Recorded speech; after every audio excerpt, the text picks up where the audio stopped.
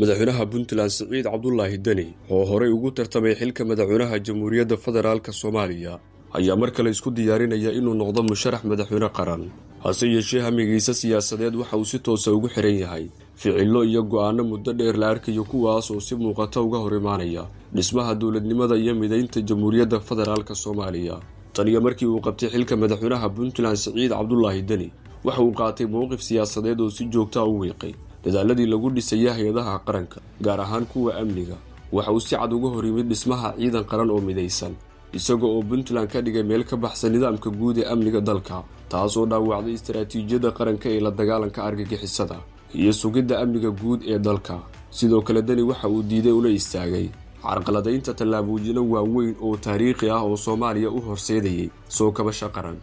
kuwaas oo ay ka mid ahaayeen qaadista cunaqabataynta hubka cafinta deyntii lagu lahaa dalka iyo dhamaystirka dastuur qaran oo mideeya nidaamka federaalka go'aanadan ayaa si toos ah u saameeyay awoodda dawladda dhexe kana hor yimid danaha guud ee qaranka arrimaha siyaasadda dibadda Siciid Cabdullaahi Deni waxa uu si cad ula saftay Itoobiya xilli ay taagneed arrin la xiriirtay damaca Itoobiya ku doonaysa qayb ka mid ah badda Soomaaliya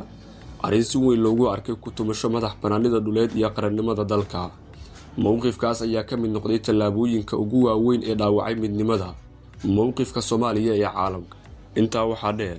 Deni waxa uu si furan u taageeray mowqifka Israa'iil ee ku wajahan kala qaybinta Soomaaliya gaar ahaan dadaalada lagu doonayo in Somaliland si gaar ah loo aqoonsado tani waxay si toos ah uga hor imaanaysaa dastuurka iyo midnimada Jamhuuriyadda Federaalka Soomaaliya isla markaana waxay xoojinaysaa faragelinta shisheeye ee arrimaha gudaha dalka wasiirka warfaafinta Puntland oo arrinkaasi ku diiday hadal uu warbaahinta siiyay ayaa lagu qasbay inuu ka laabto dhanka amniga Puntland waxaa lagu qabtay hub si rasmi ah loogu waday ciidanka qaranka Soomaaliyeed taas oo si cad u muujisay tallaabooyin lid ku ah dadaalada dawladda dhexe ee lagu xoojinayo amniga dalka inkastoo markii dambe Turkigu ka soo fujiyay hubkaas dhacdadani waxay astaan u noqotay siyaasadda kala qaybinta hay'adaha amniga ee uu hormuudka ka yahay Siciid Cabdullaahi Deni sidoo kale waxa uu si cad u diiday nidaamka visa ee qaranka ee laga hirgelinayo deegaanada Puntland taas oo carqalad ku noqotay mideynta adeegyada dawliga ah iyo aqoonsiga qaranka dhanka warbaahinta iyo saameynta bulshada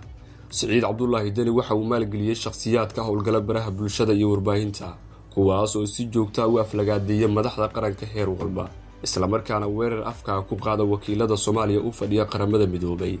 tani waxa ay noqotay istiraatiijiyad siyaasadeed oo si nidaamsan loogu wiiqayo hay'adaha qaranka iyo sumcadda dawladnimada Soomaaliya iyadoo dhammaan ficiladan ay yihiin kuwa la arkay la diiwaan geliyay lana xiriira go'aano siyaasadeed oo cad ayaa haddana Siciid Cabdullaahi Deni waxa uu isku diyaarinayaa inuu mar kale hor yimaado shacabka Soomaaliyeed isagoo oo cod ka dalbanaya xilka ugu sareeya ee dalka su'aasha si weyn u taagan ayaa ah sidee musharax ficil ahaan uga shaqeeyay hoos u dhigista dawladnimada Soomaaliya uu ugu qancin karo shacab inuu noqdo madaxweyne mideeya dalka mustaqbalka siyaasadeed ee Soomaaliya waxa uu ku xiran yahay hoggaan difaaca midnimada qarannimada iyo hay'adaha dawliga ah ficilada iyo taariikhda siyaasadeed ee Siciid Cabdullaahi Deni ayaa ah kuwa shacabka Soomaaliyeed si dhab ah u miisaami doonaan marka la gaaro waqtiga go'aanka